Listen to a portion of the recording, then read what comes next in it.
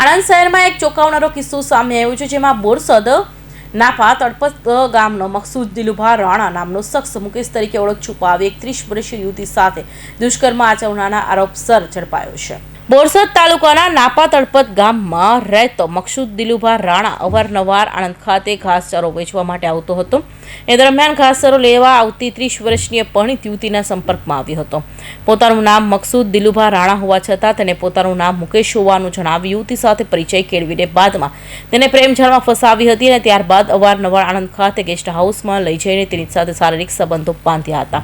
જાન્યુઆરી 2020 થી જાન્યુઆરી 2025 દરમિયાન મકસૂદ રાણાએ યુવતી સાથે અવારનવાર શરીર સંબંધો બાંધીને તેના ફોટા પાડી લીધા હતા।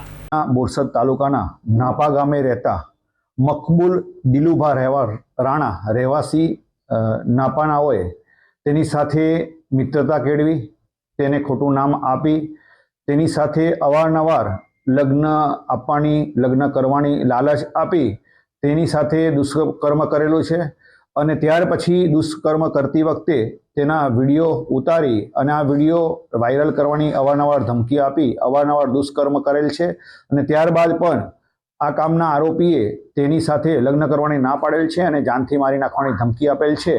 જે આરોપી છે મકસૂદ દિલુભા રાણા એ આણંદ ટાઉનની અંદર લીલું ઘાસ છૂટક વેચાણ કરતો હોવાની હકીકત જણાવેલ છે અને આ ઘાસ વેચતી વખતે જ આ ફરિયાદી સાથે પરિચયમાં આવેલો હતો અને જે તે સમયે પોતાનું નામ મુકેશ હોવાની હકીકત જણાવેલી અને સને 2020ના જાન્યુઆરી માસથી ફરિયાદી સાથે સંબંધો રાખતો હોવાની હકીકત તપાસ દરમિયાન જણાવેલ છે। આ ગુનામાં સંડોવાયેલ મકબૂલ દિલુભાઈ રાણા ઉંમર વર્ષ 37ને અટક કરવામાં આવેલો છે અને કાયદેસરની કાર્યવાહી હાથ ધરવામાં આવેલ છે।